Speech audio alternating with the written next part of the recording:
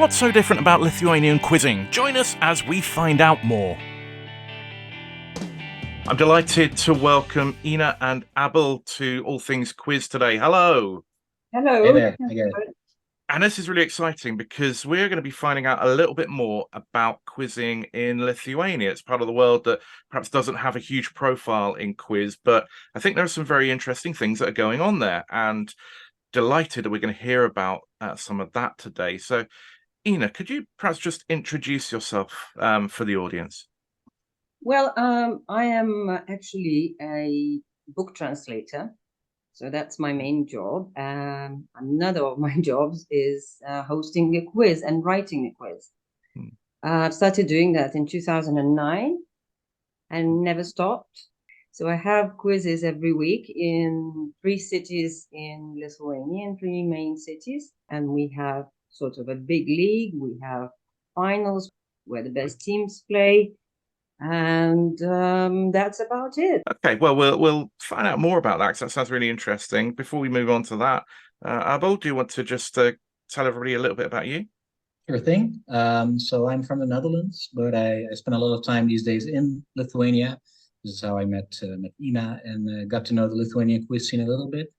I used to play a lot of pub quizzes in the Netherlands. I organized quizzes as well, and I've been a member of the kind of international quizzing community, playing European quizzing championships and other events since probably 2013. So for a year or like about a decade now. So yeah, I've been very involved in quiz. I really, really love it. And when coming to Lithuania, a completely different country, of course, yeah, I was very interested to know more. So yeah, let's talk a bit about Lithuania. Wonderful. So, you already said you run pub quizzes in Lithuania. Now, many of our viewers will be familiar with pub quizzes that they do in the UK and US and in other countries. Yeah. How would you describe those pub quizzes in Lithuania, the content and just the feel of those quizzes? Well, there are plenty of different quizzes here. They're very popular, but most of them are quite different from what you have in the UK, from what I've seen, what takes place in the UK. It's more lateral thinking, longer questions, all kinds of hints, connections. You still need quite a lot of knowledge in my quiz, but you can work out the answer with hints in the text itself or with connecting things, and yeah, it's sort of more lateral thinking. But in my quizzes, I tend to do quite a lot of different type of connections, so that all the answers connect in some way. Right. Either, for example, a standard connection, what links all the correct answers, or I worked out several ideas of my own. We have sort of a chain rounds, which I've never seen, or maybe but it was, I sort of created the idea that if the first answer is king, the other one is king's throne, then it's Game of Thrones, then it's Game of Cards, then it's King of Cards, and so on and so forth. So if you have, the answer to question number 3 and number 5, and you don't know what the answer is number 4, you can work it out. That's that type of questions. Then we have things like 10 questions, 5 answers. So it's a round of 10 questions, but there's only 5 answers. So you need to work out which pairs have the same answer. And that kind of thing, or 3 same letters in each answer in the same order. One of the things that struck me immediately when you were saying about needing lateral thinking is that that's a format that encourages discussion and cooperation. Yes. So is that, do you think, a feature of quizzes in general, or your quizzes in particular? Yes, so people here, they more appreciate lateral thinking questions more, where they can discuss and try and work out things rather than, having just a knowledge of what river or what city. So if they get presented that sort of question that doesn't need extra effort or extra thinking, they would say it's boring. And that question boring and something like that. So that you are expected to carry out more challenging sort of questions. In terms of the subjects, very often in a British pub quiz, there'll be a lot of television, film, music, sport, celebrity type things. What's the subject mix in Lithuanian quizzing? Is it similar or different? So I think our quizzes are mainly, if I say what type of questions we have the most, it's culture and history.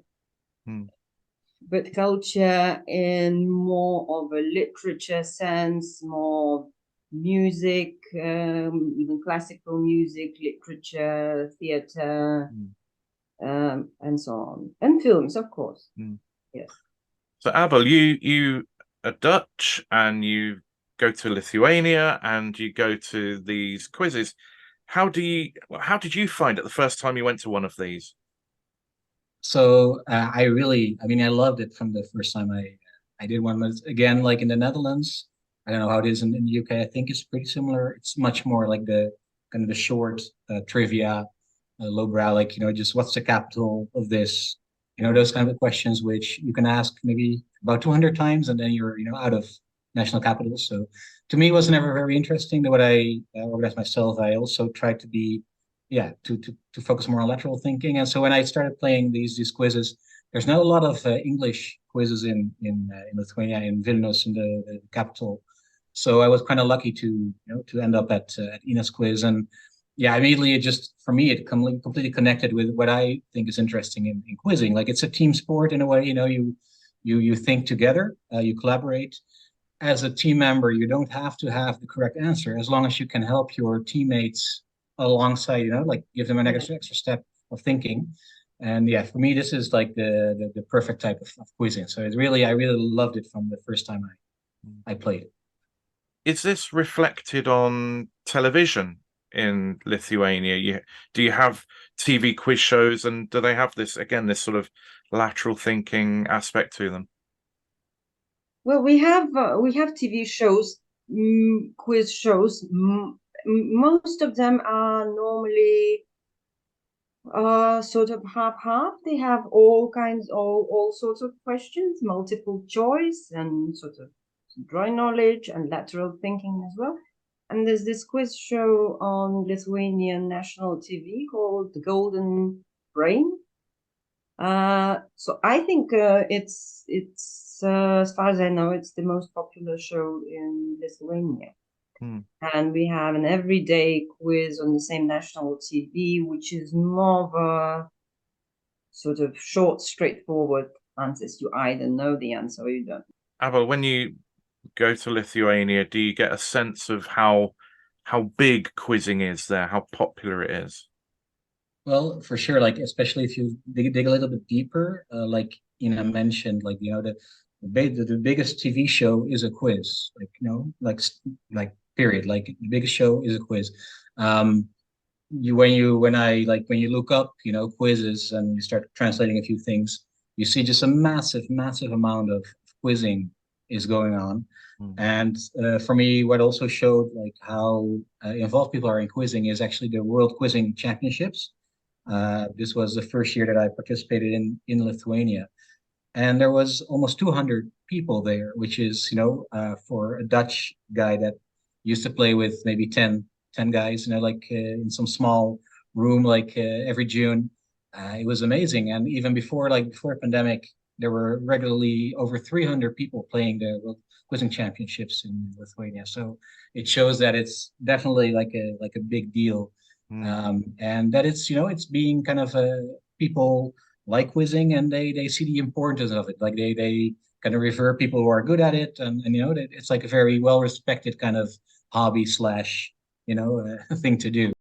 You're launching a new quiz venture called Quiz Art. Could you tell us a bit about that, please? We are sort of launching this quiz site where you can play quizzes each week. Three quizzes we have. Abel can tell you more about it. He's basically organizing all this.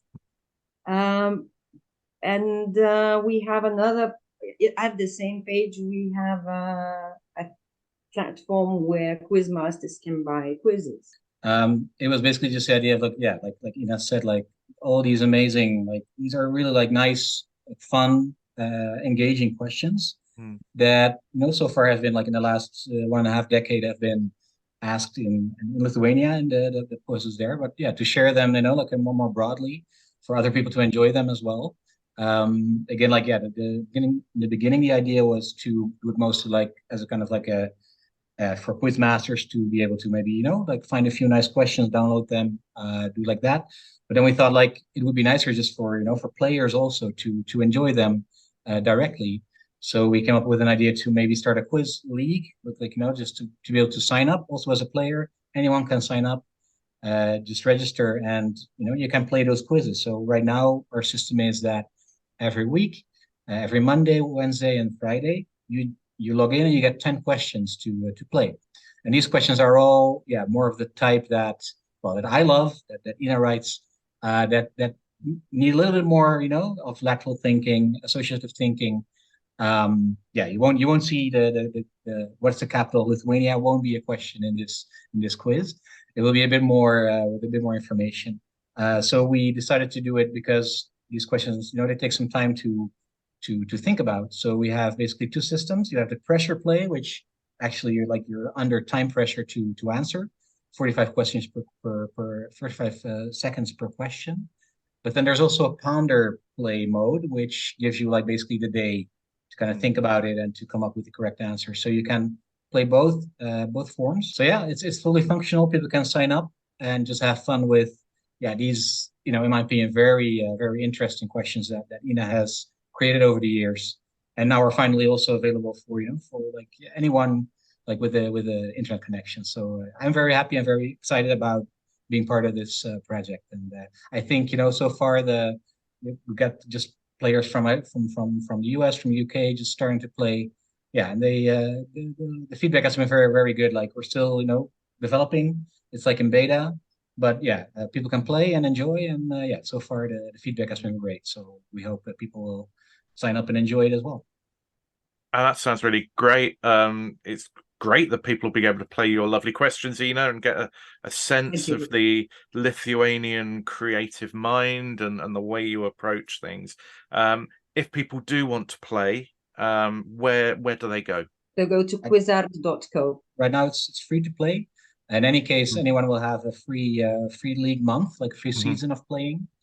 And after that, there's some tiers you can choose. Just play 1 month, play maybe half a year, play a year. But yeah, we're all setting that up, and of course we'll have like a referral kind of idea of just like people to come to play, and then maybe if they like it, invite others to play as well, and there will be some kind of bonus system there as well, so that people can just keep playing as long as they invite some people. So yeah. Lovely. It's been fantastic hearing about that. I wish you all the very best of luck with Quizart, quizart.co. We'll put a link here so that people can connect directly to that and take advantage of the free trial. And and we hope that's really successful. And thank you so much for talking to us about the world of quizzing in Lithuania. It's great that we learn more. That we can learn more now about different countries and different quiz cultures, and perhaps take the best bits from all over and have a better and more enjoyable quiz life as a result of it. So thank you so much, Ina and Abel, and again, best of luck for the future with your project. Thanks so much, Gareth. Thank you, Gareth, for talking to us. Thank you.